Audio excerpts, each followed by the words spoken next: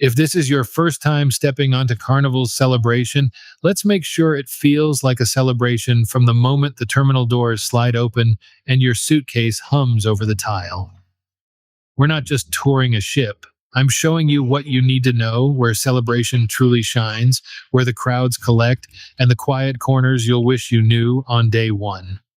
At over 183,000 tons of glass and steel, 19 decks of options, and more than 6,000 guests who all want a piece of sunset.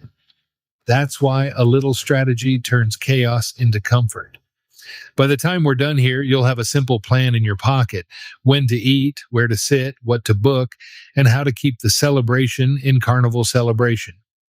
The day begins at the terminal. While the line inches forward, you've already unlocked your first advantage because you downloaded the Carnival app at home.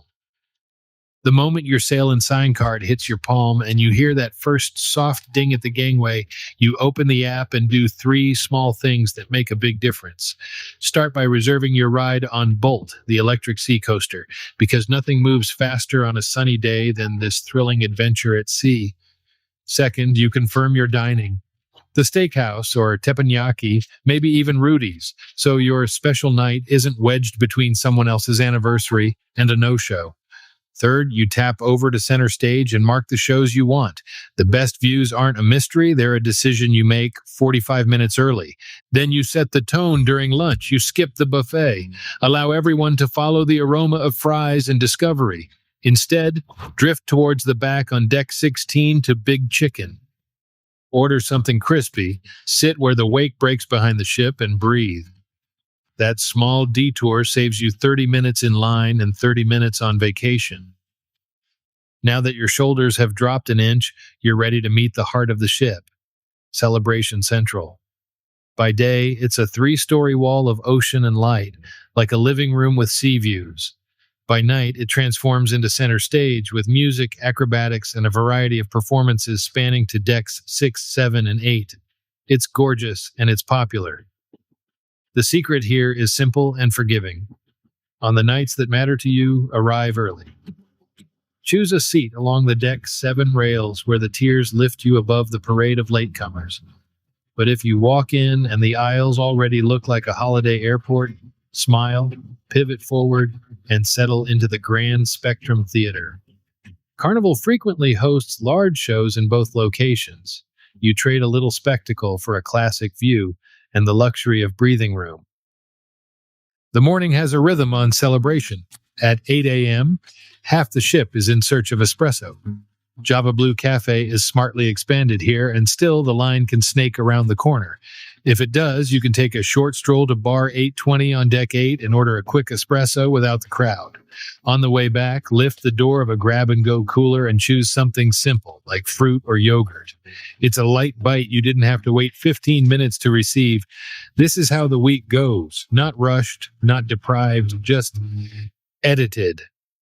As afternoon glides in, Celebration offers up its quieter moods. Serenity, forward on deck 18, is exactly what it says.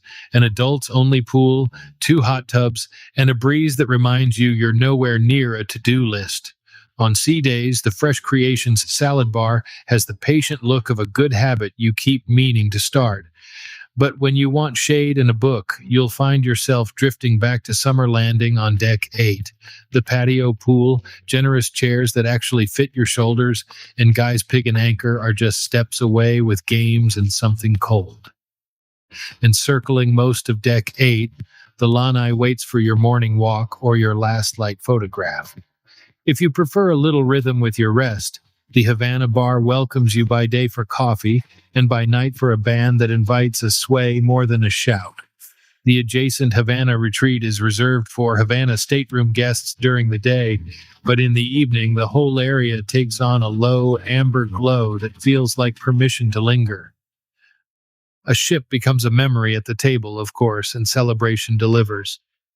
Casual dining is where it shines. Blue Iguana turns out breakfast burritos that make you wonder why you waited this long to try them. Guy's Burger Joint, tucked up on deck 17, earns the grin it gets from everyone who swore they weren't hungry. And Big Chicken rules the late morning when you want something satisfying but not sleepy. But when the clock says the night is young, Miami Slice and Deco Deli are your open late safety net down in the 820 Biscayne neighborhood, where the air smells like dough and good decisions. Evenings rotate gracefully through the main dining rooms, Carnival, and Festival, with familiar favorites like prime rib, brisket, and lobster night. But if you're like me and desserts are your thing, the warm chocolate melting cake is a must. It's not complicated, it just makes sense at sea. On the specialty front, a few reservations earn their fees. Fahrenheit 555 is the steakhouse you save for a night when you want the room to match the plate. Book it on night one, and you often find a complimentary bottle of wine waiting to welcome you to vacation properly. Bonsai Teppanyaki sells out because it's as much about the show as the shrimp. Lunch or dinner, both work. And Rudy's Sea Grill is your 2-hour conversation, the kind of meal that makes a formal night feel earned. But when the afternoon asks for a treat, drift over to Emerald's Bistro 1397 and order beignets. They'll dust your hands with sugar and your memory with a $5 grin. Even the bars tell little stories.